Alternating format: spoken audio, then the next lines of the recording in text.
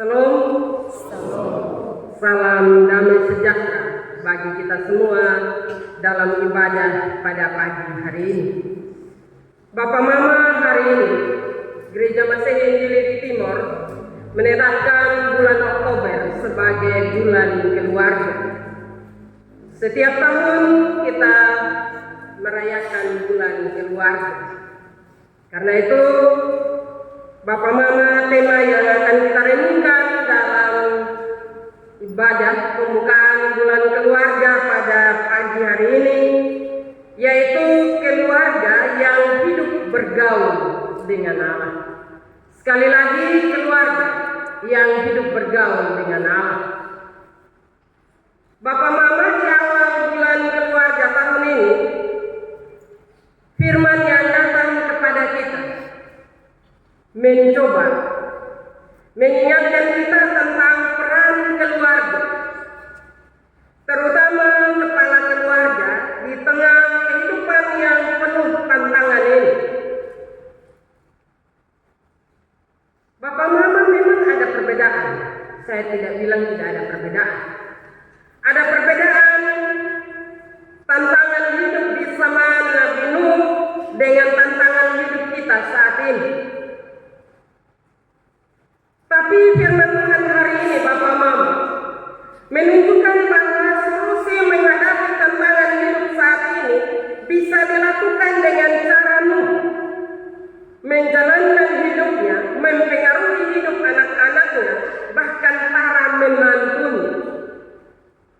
Kalau kita membaca dari cerita Alkitab, di situ Bapak Mama kita tahu bahwa Nuh hidup di tengah orang-orang yang tidak takut kepada Tuhan. Bahkan kehidupan mereka diceritakan oleh Alkitab bahwa kehidupan mereka sangat rusak. Tetapi dalam kondisi kehidupan yang sangat rusak itu, Bapak Mama, Nuh bisa mempertahankan iman percayanya. Tidak saja Nuh, tetapi dia punya pengaruh, dia punya peran besar terhadap anak-anak dan juga anak-anak mantunya. Ada 8 orang dewasa yang sudah tentu memiliki pikiran dan kehendak yang berbeda. Akan tetapi Nuh sebagai kepala keluarga mampu mempengaruhi semua anggota keluarganya untuk hidup bergaul dengan Allah. Ini satu hal yang luar biasa ya Bapak Mama, dari pribadi Nuh.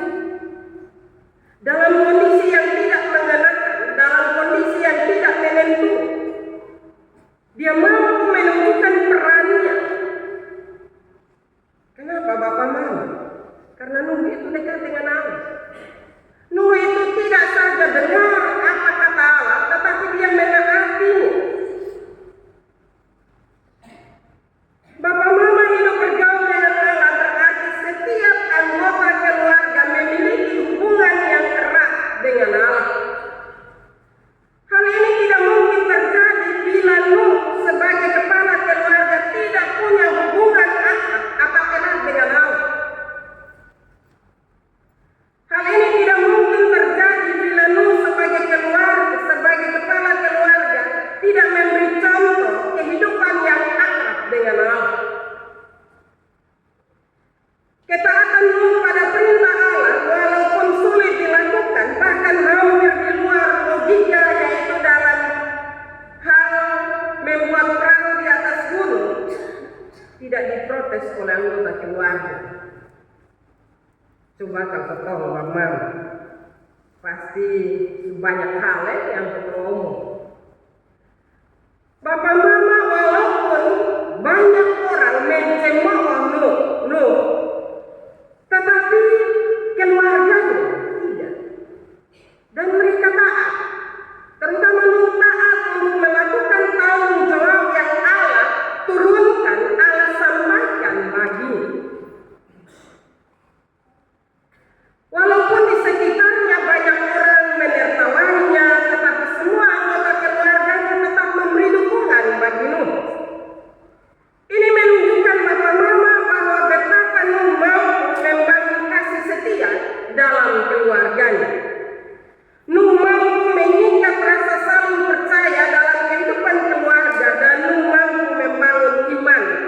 dan kedekatannya dengan Allah.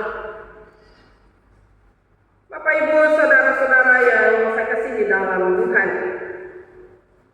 Jadi Bapak Mama, keluarga yang hidup bergaul dengan Allah bukan ditunjukkan hanya oleh satu orang saja, tetapi harus didukung oleh orang-orang yang ada dalam kebersamaan keluarga itu. Seluruh isi rumahnya haruslah dekat dengan Tuhan. Nuh tidak sekedar mengajak keluarganya untuk dekat dengan Allah. Kalau dalam konteks kita saat ini, Nuh tidak hanya mengajak atau menyuruh isi rumahnya untuk rajin gereja, rajin sembahyang, rajin beribadah, tetapi diajarkan adalah ketaatan dalam kehidupan sehari-hari. Bagaimana dengan kehidupan keluarga kita masing-masing, Bapak Mama? Bergaul dengan Allah berarti hidup dekat dan akrab dengan Allah. Bukan sekedar mengenal Allah, tapi mengalami kehadirannya dalam hidup sehari-hari. Kalau hanya sekedar kita kenal, ya lewat firman kita kenal, lewat pemberitaan kita kenal. Tetapi bagaimana kita mengalami kehadirannya dalam kehidupan kita sehari-hari? Kehidupan Nuh yang taat mengikuti perintah Allah tanpa mempertimbangkan jarak kapal yang akan dibuat dengan laut menunjukkan bahwa Nuh sangat kenal dengan Allah yang mampu membuat sesuatu yang tidak mungkin menjadi mungkin. Nuh tidak sekedar mengenal perintah dan larangan Allah, tetapi mengalami dan melakukan perintah dan menjauhi larangannya. Bapak Mama, saudara-saudara yang saya kasih di dalam Tuhan kita Yesus Kristus. Bagi keluarga Kristen, Tuhan Allah bukan sekedar kenangan, tetapi kepala dari setiap keluarga Kristen. Dan Yesus Kristus adalah anak sulung dari keluarga Kristen. Kalau kita setuju bahwa Allah ada, kepala menjadi kepala keluarga kita, seperti janji nikah yang kita ucapkan di awal membentuk keluarga Kristen kita, maka konsekuensinya adalah kita mesti hidup taat dan takut kepadanya. Karena bergaul dengan Allah berarti hidup dekat dengannya, sementara Allah itu suci, Allah itu kudus. Maka kesucian hidup menjadi syarat mutlak untuk bergaul dengan Allah. Untuk menjadikan Allah sebagai kepala keluarga kita. Pertanyaan bagi kita dalam kehidupan dunia saat ini, apakah kita masih menjadikan Allah sebagai kepala keluarga kita atau tidak? Benar Bapak Mama bahwa suami adalah kepala keluarga. Tetapi kita harus tahu bahwa tanggung jawab yang diberikan Allah bagi suami, bukan suami jalan sendiri, bukan kepala keluarga jalan sendiri. Tetapi keluarga, kepala keluarga harus benar-benar menjadikan Allah sebagai nakoda dari hidup keluarganya. Maka syaratnya kita harus hidup taat dan kudus di hadirat Tuhan. Kita harus menjauhi larangan Allah dan mematuhi perintahnya serta terus-menerus menyerahkan diri untuk dibasuh dan diampuni serta dikuduskan. Sudahkah kita melakukan itu, mempraktikkan itu dalam kehidupan kita atau belum? Bapak Mama, ketika mendengar syarat hidup suci, hidup kudus, hidup taat, dapat bergaul dengan Allah ini mungkin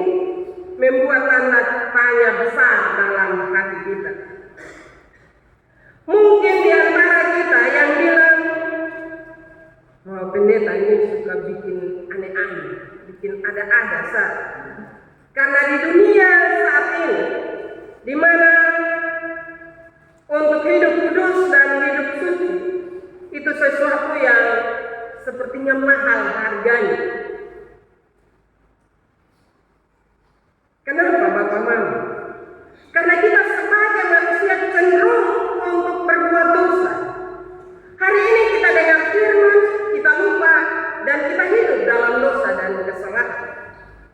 Bagaimana mungkin di dunia yang berdosa ini kita bisa hidup suci, hidup kudus, hidup taat? Sementara tawaran-tawaran yang ada di sekitar kita begitu menggiurkan hidup kita. Siapa yang sudah mau?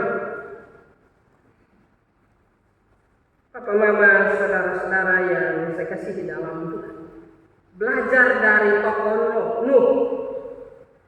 Dalam dunia yang hancur, dalam dunia yang rusak, dia mampu mempertahankan iman percayanya kepada Allah, dan dia bisa mempengaruhi kehidupan keluarganya untuk tetap hidup taat dan takwa. Bapak Ibu, saudara-saudara yang saya kasih di dalam Tuhan, manusia memang punya kecenderungan untuk berbuat dosa, tetapi tidak harus berbuat dosa terus-menerus. Kita menyadari bahwa kadang kita terjerat dengan dosa, tetapi tidak boleh larut dalam dosa. Pengorbanan Tuhan Yesus di kayu salib akan membasir bila kita terlena dalam dosa dan tidak segera sadar untuk menyesali, bertobat, dan meminta pengampunan dari Tuhan.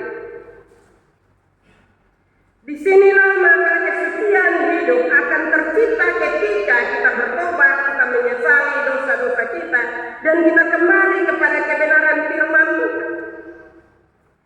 Penebusan yang dilakukan Tuhan Yesus masih berlaku hingga saat ini untuk menebus dan menyucikan diri kita, asal kita mau sungguh-sungguh bertobat, sungguh-sungguh menyesali dosa kita, dan bersedia untuk dibersihkan oleh Roh Kudus. Kekudusan hidup orang percaya agar bisa dekat dengan Allah juga merupakan alasan kenapa Roh Kudus dicurahkan untuk kita di dunia ini. Agar keluarga kita bisa hidup suci, hidup kudus, taat. Agar keluarga kita bisa hidup dekat dengan Allah. Maka ada beberapa hal yang perlu kita perhatikan dari cara hidup Nabi Nuh untuk diteladani. Yang pertama, Bapak Mama, setiap keputusan dan aktivitas keluarga harus didasarkan pada kehendak Tuhan. Awali semua yang mau kita lakukan itu di dalam doa keluarga. Bapak Mama, dalam dunia kesibukan saat ini, untuk doa bersama itu sudah mulai terkikis, Bapak Mama. Karena masing-masing orang mulai sibuk dengan kesibukannya, sehingga orang selalu beralasan tidak ada waktu, tidak ada waktu.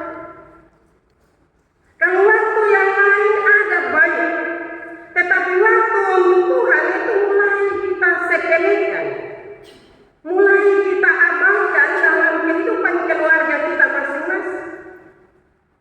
Ketika kita berbicara, orang bilang, dunia lain, dunia dulu beda dengan dunia sekarang. Benar. Dunia Nuh beda dengan dunia kita sekarang. Tapi ketaatan kita, kedekatan kita dengan Allah tidak beda, Bapak Mama. Tidak boleh, tidak ada, tidak boleh luntur dalam kehidupan keluarga kita masing-masing. Kepala keluarga diberi tanggung jawab untuk mempengaruhi. Sekarang banyak orang tua bilang begini, kadang saya dengar dalam percakapan, sudah mempendeta dosa besar dan masing-masing cari jalan sendiri. Tidak, Bapak Mama. Sebagai orang yang beriman dan percaya kepada Tuhan, mari kita kembali mengingat tanggung jawab yang Tuhan berikan bagi kepala keluarga, bagi istri. Bagaimana kita merangkul anak-anak kita. Kadang ketemu sebagai bapak-bapak, sebagai mama-mama, ketemu satu kali sah.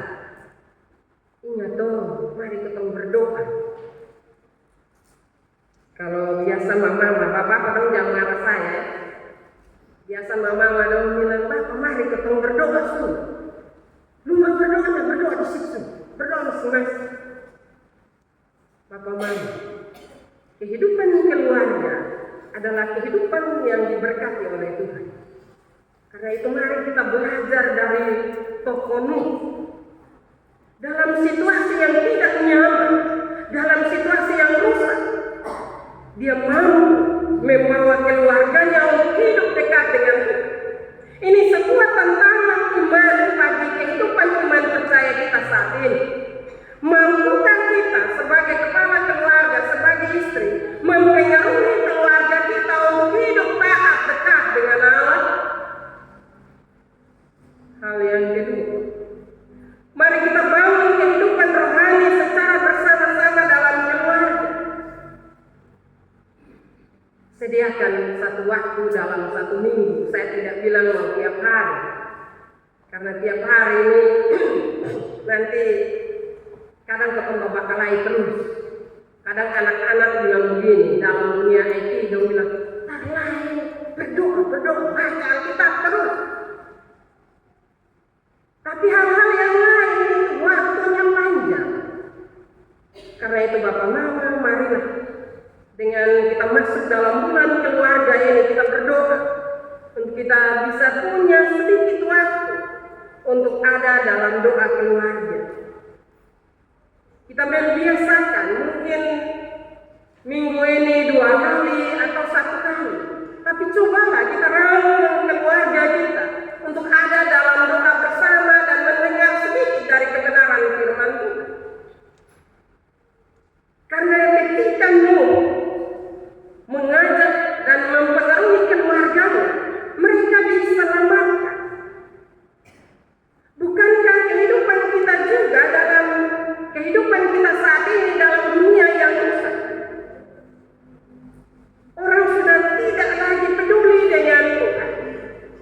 Ya bersyukurlah bagi kita semua yang masih sampai hari ini masih ingat Tuhan.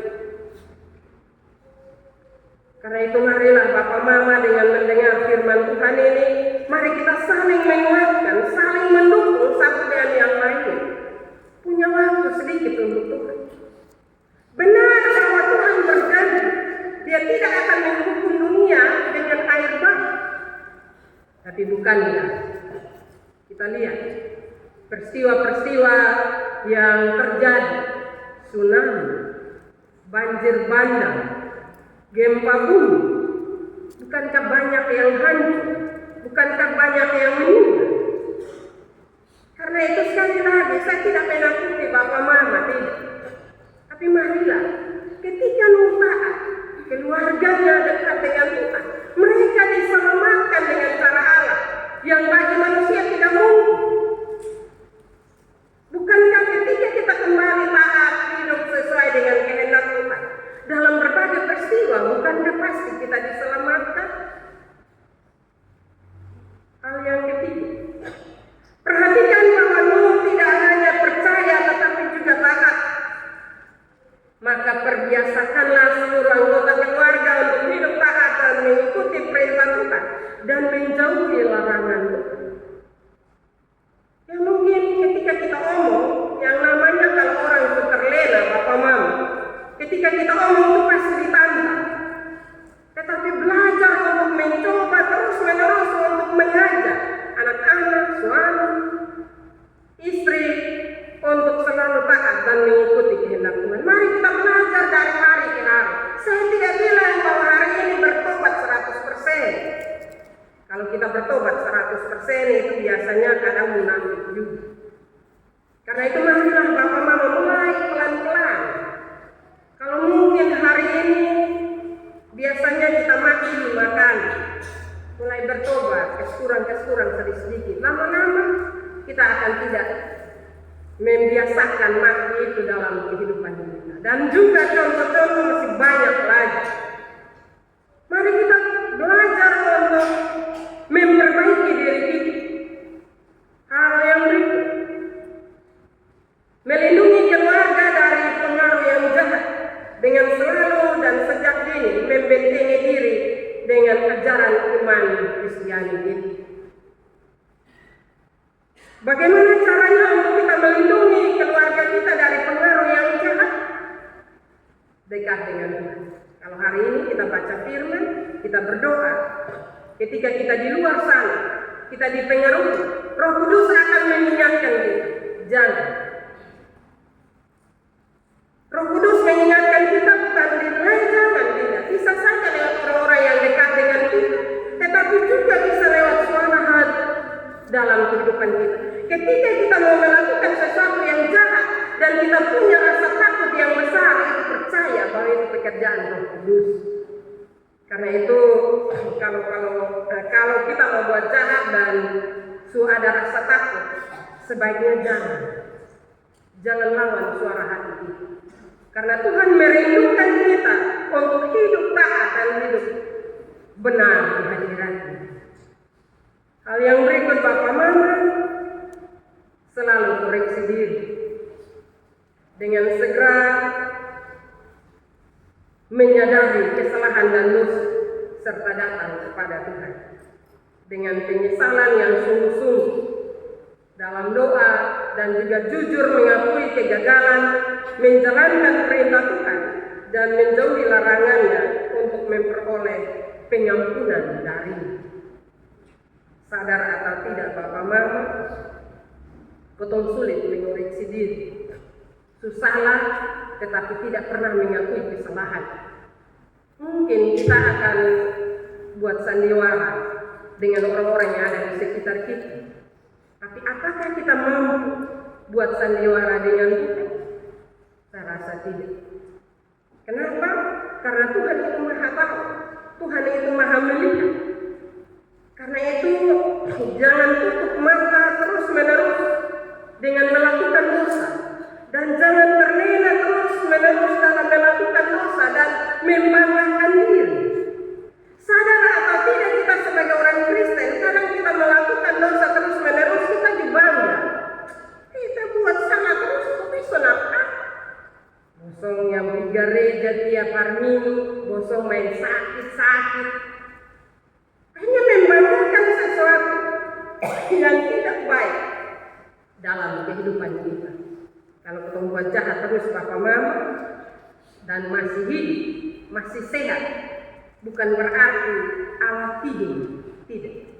Allah lihat, hanya Allah mau memberikan kesempatan bagi kita untuk berubah dari hari ke hari.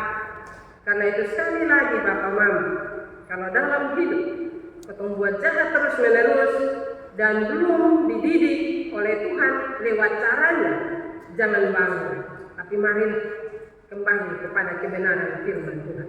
Hidup taat dan takut kepadanya supaya kita diselamatkan. Kenapa Bapak Mama? Karena Tuhan Yesus berkorban untuk menyelamatkan kita. Karena itu jangan menyia-nyiakan karya keselamatan yang telah Dia kerjakan untuk menyelamatkan kita. Marilah Bapak Mama kita belajar dari Nuh. Kita belajar untuk dapat mempengaruhi orang-orang yang ada di sekitar kita untuk percaya, taat, dan takut kepadanya. Kalau hal itu ada dalam kehidupan kita, maka jangan takut dengan berbagai persoalan yang menakutkan di sekitar kita, karena pasti kita diselamatkan. Karena kita telah hidup taat dan takut kepadanya, hidup seturut dengan kebenaran firman Tuhan. Sekali lagi, jangan selalu bilang, ini dunia ini enak mempeleta.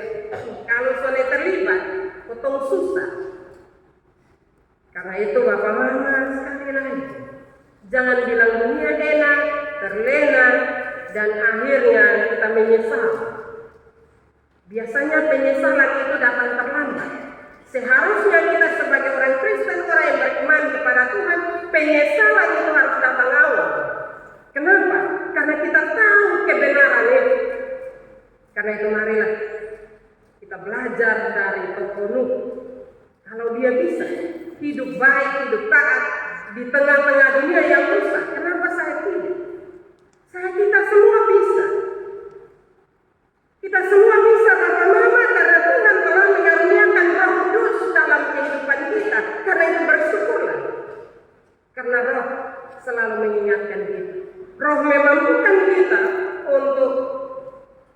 jatuh dalam pencobaan. Marilah kita selalu meminta pimpinan dan penyertaan Tuhan lewat kuasa Roh-Nya yang kudus.